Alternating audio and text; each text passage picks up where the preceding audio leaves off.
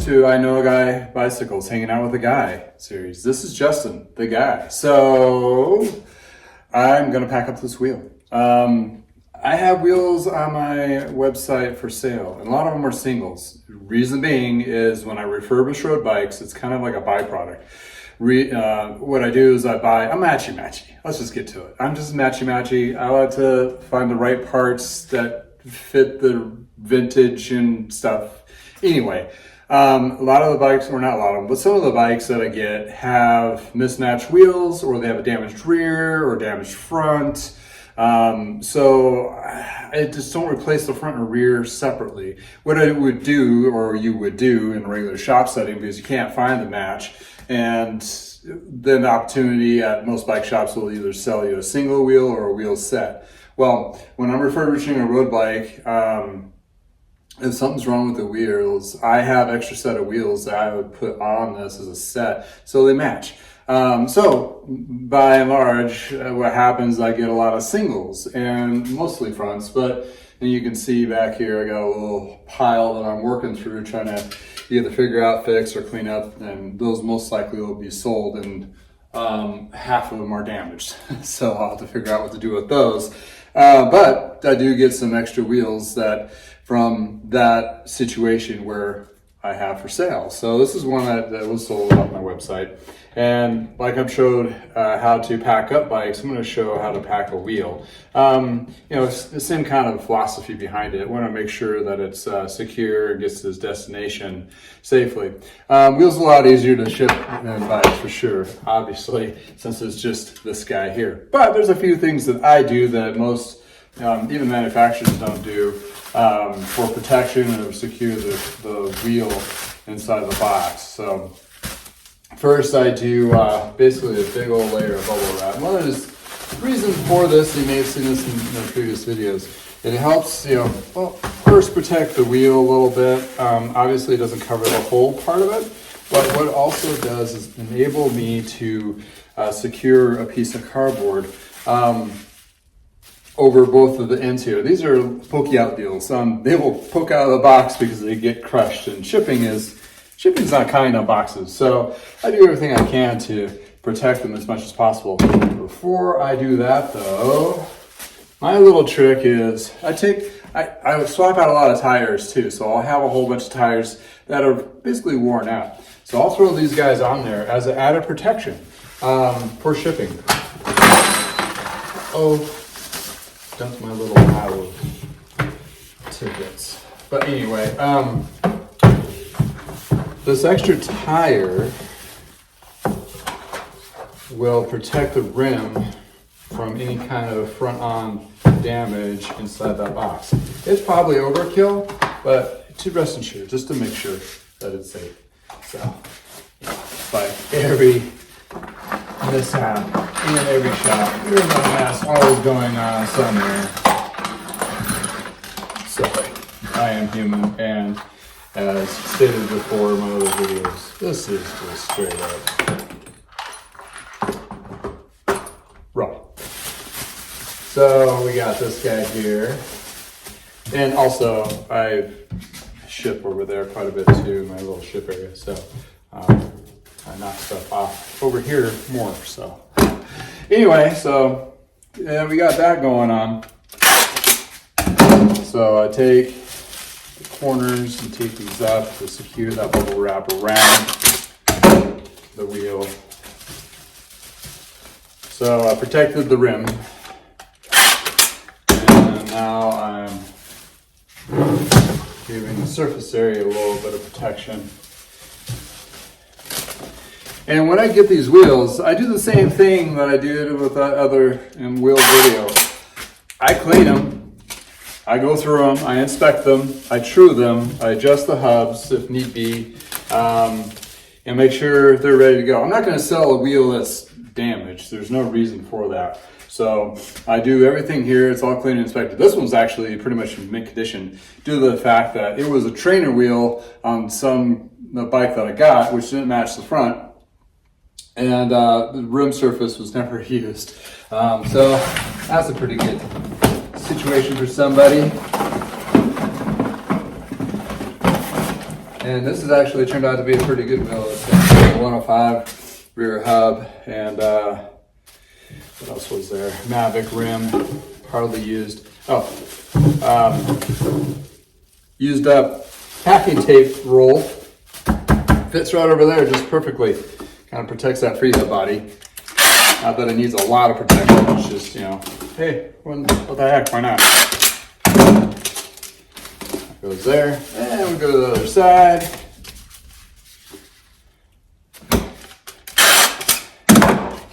And this just kind of helps protect the hub from poking out, that kind of thing. So our wheel is pretty well intact, ready to be packed up. So I go to my local bike shop and I ask them for wheel boxes. But sometimes I have to cut down the bike box down. I'm not going to go into that. That's a whole, as my son puts it, it's box surgery. You know, a whole bunch of cutting up and gluing and measuring and all that. So inside this box, there's the bottom part, which is similar to this. This what holds the wheel in place. If you get that type of material, that's great, because that just kind of keeps everything together and it's not going to go anywhere. And this guy's just going to be tight with the tires on there, but it's going to be nice and snug. There we go, we got that. So now, the other finishing bits, this one did come with a skewer, so I have to get that in there. And a little packing slip. Yeah, put in there too. Well, thank you note. Like so. So skewer now. I'll just use this guy. Tape this up in here. So yeah, working in bike shops all these years, there's, you know, we order a whole bunch of wheels for customers, for replacements, wheel sets to sell, all various reasons. So there's always a good chance you can grab a box from a bike shop specifically for wheels, which makes it easier. Keep in mind that some wheel boxes are just for fronts, which are skinnier, which you won't fit that cassette hub body in there. This one's a little bit wider to do a rear wheel. Some wheel boxes are for two wheels, which those are kind of unicorns. I have a hard time finding those. So that's where I had to cut down the bike box to accommodate that size. For shipping, the best thing to do is try to get whatever merchandise that you have in there snug as possible, so you don't want that thing to shift around inside there. And in addition to, you're trying to shrink that in the cubic inch down, so you're not being charged for all that excess space, basically, to ship. And since the cost of shipping and everything is going up constantly, it's good sometimes to be mindful. And some people are shocked about wheels because, well, it's just a wheel, it shouldn't cost that much. Well, fortunately, this box size is weird enough that according to UPS, FedEx, and anybody else, it's gonna cost you a little bit. You know, for this size, you know, I've seen them from, depending what part of the country you're shipping to. So that's something to be mindful of. Cubic inches and weight. This guy I'm going to put in here, but instead of just leaving it floating in there, I'm going to tape it so it's a little more secure. So we got the inside ready to go. So here's my trick. Instead of using like a glue or wood glue, I use liquid nail.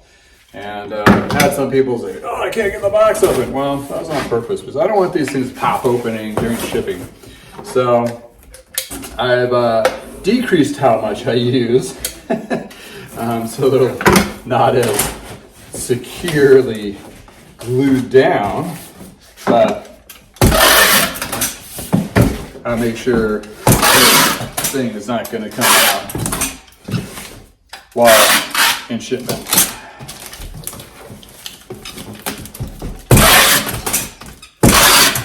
Overkill, but I've had bike boxes show up, popped out, merchandise is all over the place, missing parts. It's not fun. So anything that's not yours, SKUs or anything like that, you want to black out with a magic marker and check all sides. That's the manufacturing SKU. Here's the shipping SKU. Old one off of the old one there. If you can't get them off, you gotta mark them up so they don't get redirected to somewhere else.